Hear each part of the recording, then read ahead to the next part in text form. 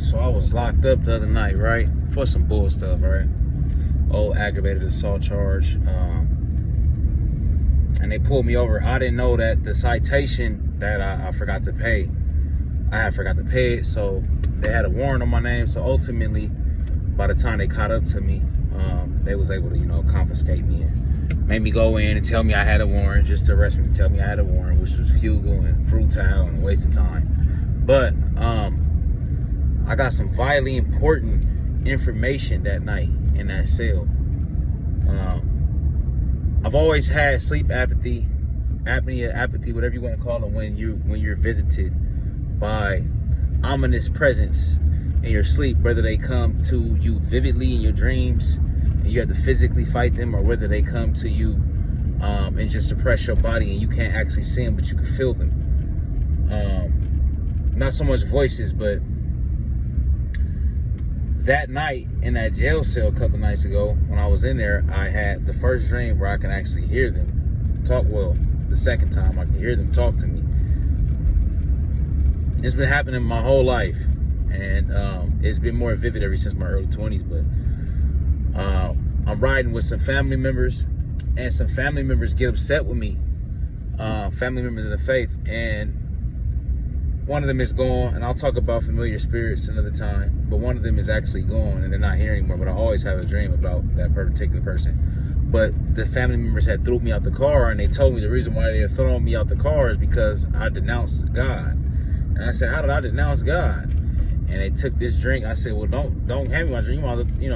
So they threw me my drink. But that's needless to say. So I started to walk after they had threw me out the car. I started to walk to wherever I was walking to, which is another familiar type of situation because of things that happened like that this similar in my life. And as I'm walking, I had looked, and it was like a factory type-ish area, and I looked, and there was this deer, and there was this wildebeest. And wildebeests are the same buffalo type looking things.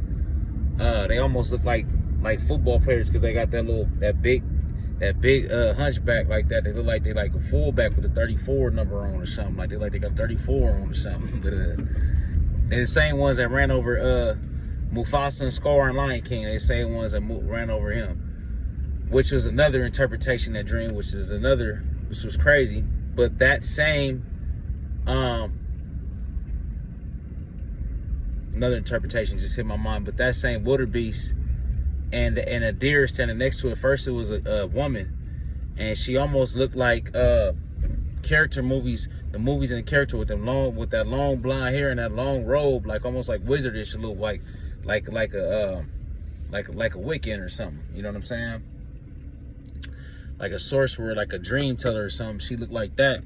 So as I'm walking, I see them too, and I'm like, dang. Like, oh my God, that's a deer and a wildebeest right next to each other. They both got horns. As soon as I thought that in my dream, they start trampling towards me. Well, they start running towards me to trample me. So I hop over this fence. There's a slit in the fence, and the freaking bull walks in. The bull walks into the fence and tells me, "Oh, I can get anywhere. You can't run from me. I can get you anywhere." And as it said that it turned back into the girl, then it turns back into the bull and starts to try to charge me. I jump over the fence, get it across the fence, get it across into the office or whatever that all these people was in. Seeing this black dude told him if he can give me a ride, man, please. Like, you know what I'm saying? I got some people after me, whatever. Anyway, long story short, that all came to me in a discernment type of visionariest time where I could just sit back and think, and I was able to discern what that dream was about. And that dream is about boundaries, and that dream is about the Jezebel spirit. See, a lot of us, we got lust tied to us, you know what I'm saying? And with that Jezebel spirit, we allow boundaries to be lessened. So we get closer because, we even maybe have the gift of having the gift of gab, and you like to talk to people. So with having that Jezebel spirit and having the gift of gab, you get closer to people. You talk to them. You start to, rub shoulders with people. And you start to let boundaries down. And so when you get around other people because you're so charismatic, you have no boundaries now. So they think that you're soft, or they think that you're weak, or they think they can play with you, or they think that whatever. And that's what that dream was about. And so with that dream hitting me and how I got arrested that night, it let me know that my boundaries, that I'm not really working on my boundaries. And that's something that it all just hit me just sitting back tonight. Like, this is why I go through the things, a lot of things that we go through, is because, you know, certain few of us, not everybody, can lack certain skills when it comes to knowing what time to apply boundaries. Sometimes, you know what I mean? There's other times that leeway can happen, but for the most part, boundaries have to be established.